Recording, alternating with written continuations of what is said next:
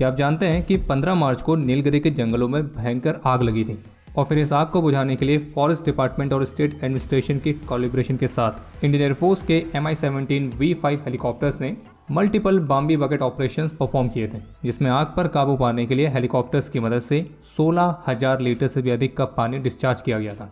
फिर इसके बाद उत्तराखंड के जंगलों में भी जो आग लगी थी तो उसको बुझाने के लिए इसी तरह से इंडियन एयरफोर्स के हेलीकॉप्टर्स की मदद ली गई थी।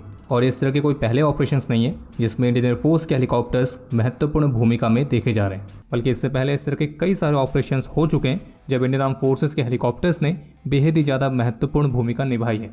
फिर चाहे वो उत्तराखंड में चलाया गया इंडियन आर्म फोर्सेस के सबसे बड़े सर्च एंड रेस्क्यू ऑपरेशंस में से एक ऑपरेशन राहत हो, या फिर लद्दाख जैसे हाई एल्टीट्यूड रीजन्स के दूर दराज के इलाकों में तत्काल चिकित्सा सहायता प्रदान करना हो। ऐसे कई सारे इंसिडेंट्स हैं जब हमारे मिलिट्री हेलीकॉप्टर्स एक क्रिटिकल कंपोनेंट साबित हुए हैं।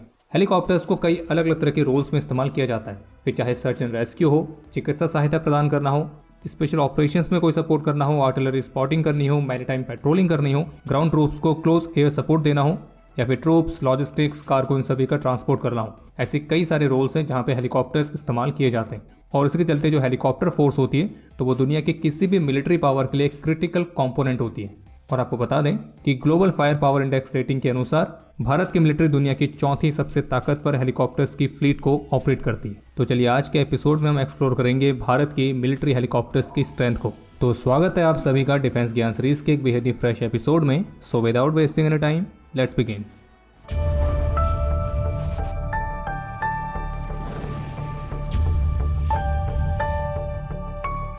तो इंडियन आर्म फोर्सेस की जो हेलीकॉप्टर्स की फ्लीट है उसमें विदेशी और स्वदेशी दोनों ही तरह के हेलीकॉप्टर्स आपको देखने को मिलेंगे। तो इसलिए इस वीडियो को हम दो पार्ट में डिवाइड करेंगे ताकि हमको पूरी वीडियो को एडिट करने में आसानी रहे और आपको भी वीडियो और अच्छी तरह से समझ में आए। तो ये इस वीडियो का पहला पार्ट है जिसमें हम डिस्कस करने वाले हैं इंडियन आर्म फोर्सेस के स्वदेशी हेलीकॉप्टर्स की फ्लीट को। और आगे बढ़ने से पहले आपको सूचित कर दें कि अगर आपको इस तरह की मिलिट्री से रिलेटेड और भी एक्सक्लूसिव कंटेंट में दिलचस्पी है तो इसके लिए डिफेंस स्कॉट की सुपर ऐप को डाउनलोड जरूर करें, जिसमें आपको 30 से अधिक DS shows, audio books, e books ये सभी मिलते हैं और वो भी मात्र ₹1.5 पर डे से भी कम की कॉस्ट पर। बाकी डिफेंस स्कॉट की सुपर ऐप प्ले स्टोर पर उपलब्ध है और आप इसे वीडियो के डिस्क्रिप्शन में दिए गए लिंक पर क्लिक करके भी डाउनलोड कर सकते हैं। तो भारत के स्वदेशी हेलीकॉप्टर्स की फ्लीट का पहला नाम है भारत का अपना स्वदेशी यूटिलिटी हेलीकॉप्टर ध्रुव, जिसे HAL ने एडवांस्ड लाइट हेलीकॉप्टर प्रोग्राम के तहत स्वदेशी तौर पर डिजाइन और डेवलप किया है और इसी वजह से इसे ALH ध्रुव भी कहा जाता है। और मार्च 2002 में अपने ऑपरेशनल डेब्यू के बाद से जो ये ध्रुव है ये अलग अलग तरह के रोल्स जैसे कि light utility, reconnaissance, light attack and escort, medical evacuation, तो इस तरह की अलग अलग भूमिकाएं निभाता हुआ आ रहा है। और ये इंडियन आर्म फोर्सेस की तीनों सर्विसेज यानी कि आर्मी, नेवी, एयरफोर्स, इन तीनों के ही द्वारा इस्तेमाल किया जाता है। ये हेलीकॉप्टर आइडियली 12 पैसेंजर्स को कैरी कर सकता है, लेकिन इसे 14 पैसेंजर्स तक भी एक्सटेंड किया जा सकता है, जबकि इसकी पेलोड कैपेसिटी 1500 किलोग्राम तक की है। और इस हेलीकॉप्टर के मिलिट्री और सिविलियन दोनों ही तरह के वेरिएंट्स देखने को मिलते हैं। हालांकि इस हेलीकॉप्टर ने अपनी पहली उड़ान 1992 में ही कर ली थी, लेकिन इसे सर्विस में इंट्रोड्यूस करते करते काफी लंबा समय लग गया और उसके कई अलग अलग कारण थे, जैसे कि इंडियन आर्म फोर्सेस के रिक्वायरमेंट के अनुसार इसके डिजाइन में कुछ बदलाव किए गए, कुछ बजट्स की प्रॉब्लम थी और फिर 1998 में जब भारत ने दूसरा न्यूक्लियर टेस्ट किया, फिर जिसके बाद वेस्टर्न कंट्रीज द्वारा भारत पर सैंक्शंस लगा दिए गए, तो वो भी एक बड़ा कारण बना इस प्रोग्राम में डिले होने का। बाकी इस हेलीकॉप्टर को डिजाइन करने के लिए जर्मनी की एरोस्पेस मैन्युफैक्चरर MBB को एक डिजाइन कंसल्टेंट के तौर पर शामिल किया गया था। इस हेलीकॉप्टर के वर्तमान समय में कई सारे वेरिएंट्स हैं, जैसे कि मिलिट्री में Mark 1, Mark 2, Mark 3 coast guard, Mark 3 navy और Mark 4 जो कि HAL रुद्रा हेलीकॉप्टर के नाम से जाना जाता है। जो Mark 1 है वो इसका इनिशियल वेरिएंट था जिसकी टोटल 56 यूनिट्स इंडियन मिलिट्री को डिलीवर की गई थी। फिर इसके बाद Mark 2 वाला वेरिएंट बनाया गया जिसमें HAL ने ग्लास कॉकपिट को इंट्रोड्यूस किया और इसकी 20 यूनिट्स इंडियन मिलिट्री को डिलीवर की गई थी।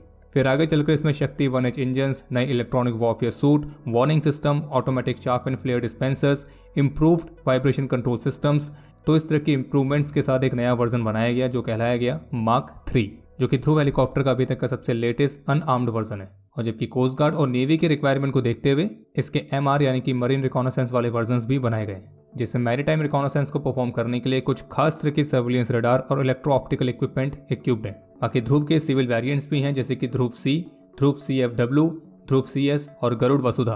बाकी ध्रुव हेलीकॉप्टर्स को आर्मी, नेवी, एयरफोर्स और कोस्ट गार्ड के अलावा BSF भी ऑपरेट करती है। बाकी ये हेलीकॉप्टर्स दूसरी कंट्रीज को भी एक्सपोर्ट किए गए जैसे कि मालदीव्स, मॉरिशियस, नेपाल। पिछले 10 वर्षों में ध्रुव हेलीकॉप्टर के 20 क्रैश होने की रिपोर्ट सामने आई है, और इन 20 क्रैश में से 12 से अधिक क्रैश ह्यूमन एरर या फिर इन्वायरमेंटल रीजंस के कारण हुए।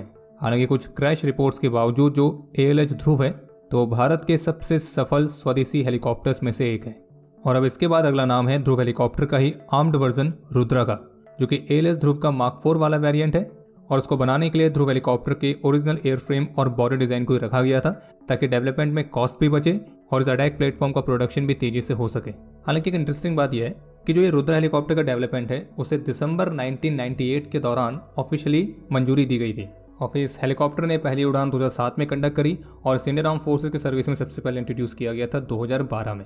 और इस हेलीकॉप्टर का जो प्रोडक्शन है वो फास्ट ट्रैक बेसिस पर किया गया था, क्योंकि ये जो समय था 2010 से 2015 वाला, तो इस बीच भारत के पास हेलीकॉप्टर्स में आर्म्ड प्लेटफॉर्म्स की भारी कमी थी और इसलिए लाइट वॉरफेयर यूटिलिटी ऑपरेशंस की डिमांड को ध्यान में रखते हुए ही रुद्रा को डिजाइन किया गया था। और इसलिए इसमें ध्रुव Mark 3 के ही इलेक्ट्रॉनिक वॉरफेयर सेंसर सूट्स को भी रखा गया था, लेकिन इसको एक आर्म्ड वर्जन की तरह बनाया जा रहा था और इसमें अधिक एडवांसमेंट के चलते ही इसमें जो स्वदेशी कंटेंट की परसेंटेज थी तो वो ध्रुव हेलीकॉप्टर्स के अनआर्म्ड वेरिएंट की तुलना में काफ़ी कम थी। लेकिन इसके परिणाम स्वरूप रुद्रा को एक जबरदस्त फायर पावर भी मिली। इसमें साब ग्रुप द्वारा बनाए गए इंटीग्रेटेड डिफेंसिव हेड सूट्स को फीचर किया गया था। वहीं इसके अलावा इसमें इजराइल के एल्बिट सिस्टम द्वारा बनाए गए रिकॉनेसेंस और टारगेट एक्विजिशन के लिए ऑप्टिकल इलेक्ट्रॉनिक सूट लगाए गए थे। इसके अलावा इसमें RWS 300 और LWS 310 radar warning system, MAW 300 missile approach warning system, तो इस तरह के एडवांस फीचर्स इक्विप किए गए। जो रुद्रा हेलीकॉप्टर 14 पैसेंजर्स को कैरी करने में सक्षम है और उसको पावर देने के लिए 2 टर्बोमेका शक्ति 1H टर्बो शाफ्ट इंजन का इस्तेमाल किया गया है। रुद्रा जो है भारत के one of the best armed utility helicopters में आता है। इसमें फ्रेंच ओरिजिन की 20 mm की M621 कैनन लगाई गई है। इसमें 4 mistral missiles, 8 Dhruvastra anti tank missiles, 48 laser guided FZ-275 rockets, तो इस तरह के अलग अलग वेपन सिस्टम्स को कैरी करने की कैपेबिलिटी है। जबकि इस प्लेटफॉर्म ने टेस्टिंग के दौरान फुल पेलोड और आर्मामेंट्स के साथ 6000 मीटर से ऊपर तक ऑपरेट करके उम्मीद से बेहतर परफॉर्म किया था। जबकि नेवी के रिक्वायरमेंट को पूरा करने के लिए इसमें जिस तरह के सेंसर्स लगाए गए तो उनसे यह हेलीकॉप्टर दुश्मन की शिप्स को 14 किलोमीटर की दूरी से ही ट्रैक करने में सक्षम है।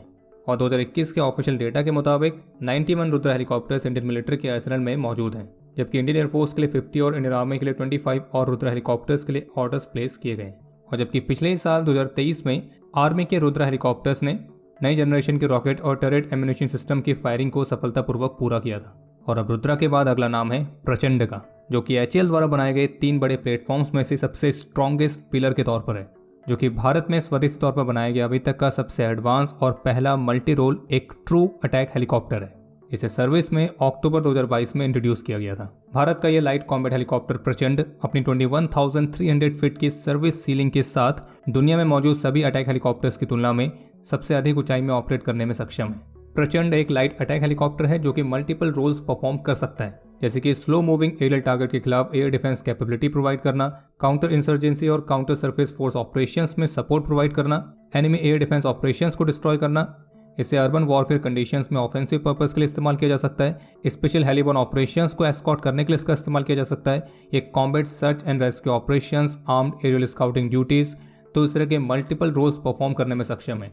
और आप इसे एंटी इन्फेंट्री और एंटी आर्मर दोनों ही तरह के मिशंस में इस्तेमाल कर सकते हैं। और एक कमाल के सर्विस सीलिंग के साथ इस हेलीकॉप्टर को एक और खास नाम मिला है, हिमालयन प्रेडेटर। और लद्दाख में जब चीन के साथ स्टैंड ऑफ शुरू हुआ था तो फिर उसके बाद इन प्रचंड हेलीकॉप्टर्स को लद्दाख जैसे हाई एल्टीट्यूड रीजन्स पे भी खास तौर पर डिप्लॉय किया गया था। बाकी रुद्रा हेलीकॉप्टर्स की तरह ही LCH प्रचंड में भी 20 mm की M621 ऑटो कैनन आती है।